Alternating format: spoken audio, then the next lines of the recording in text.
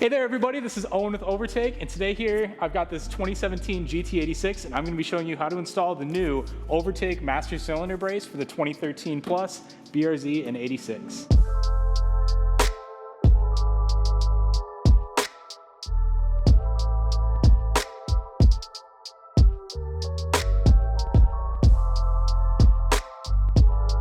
Now, if you're not familiar with what a brake master cylinder brace does, essentially it's gonna do exactly what the name says. It braces your master cylinder brace here.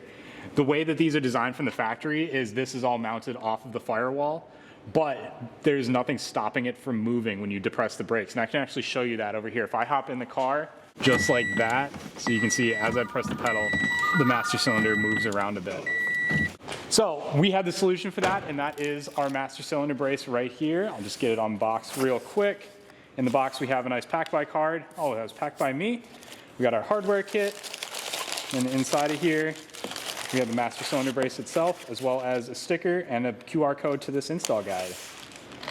And here we have our master cylinder brace, which is a nice kind of matte black anodized billet CNC piece, as well as just a couple pieces of hardware. This is gonna go in the engine bay, bolt to the side of the strut tower just like that, and brace the master cylinder. So gonna get into the installation here. First thing we're gonna do is we're gonna remove this upper cross support here. So that is gonna be 4 12 millimeters.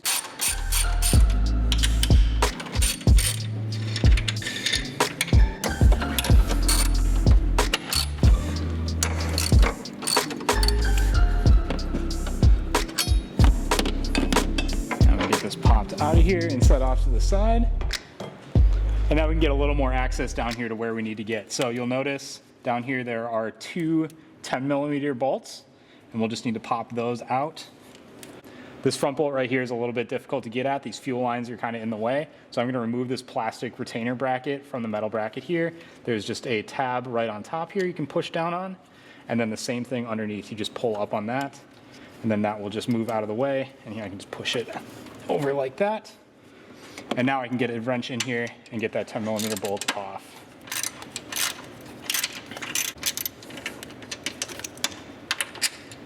There we go, there's one. I'm just gonna set this bracket off to the side here because we will reuse that.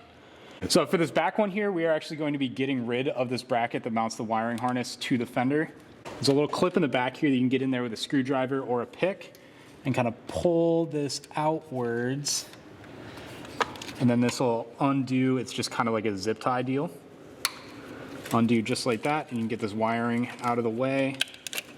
And then I will go ahead and remove the 10 millimeter bolt holding this bracket onto the strut tower. With this bracket out of here, I can give you a little bit more detail on how this clip comes off. You can see there's just this tab right here. If you get underneath that, you will be able to open up just like that. So I'll chuck that off to the side, and now we can get our master cylinder brace bolted into place. So that is gonna go right here. It's a little bit tricky because we have to take the factory front bracket here and hold that in its original place right in there. So you wanna make sure that front hole is lined up so the threads align. And then get the brace in place, and then take one of the new M6 10 millimeter bolts, feed that through the front, through that bracket, and get the threads started in the strut tower here. You just want to get the threads started just a little bit like that, just so everything is moving around loose. And then I will do the same. I'm actually going to grab my socket. I'll get this rear one started in place, just like that. And now I can come back and just get both of those tightened back down. So now that I have both of these bolted back up, I can take this fuel line bracket, click it back into place like that. Okay, so now that we have the brace itself bolted into place, we need to get the stopper in. First step for that is to get the jam nut that we include in our kit installed onto the bolt here. So that is just going to be getting it started just like that. So you just want it kind of loose on there. And then start spinning this in and get the stopper into place, just like that. And so it kind of seats. And then what you want to do is, with your 5 millimeter Allen, you want to spin this down just until everything is touching. Make sure you keep your jam nut loose there so you can still spin everything freely. But get this by just your fingers until it just stops there. Then what you want to do is spin this bolt down one more full rotation to make sure everything is secure as possible. So right about there, one full turn. And then I just need to get my jam nut locked down. So I'm going to spin it back up against the brace itself, then take a 17 mil wrench and go just till it's snug. We just don't want that to ever come loose. So now the last step is really just to get this upper brace put back on here, and then you're good to go. So I'm just going to throw those factory 12s back on, get back with you in a minute. So as you can see, a very, very simple installation, only going to take you about 10 minutes. I showed you a little before how much it was moving from the factory. Now I'll hop back in the car and show you how little movement there is now.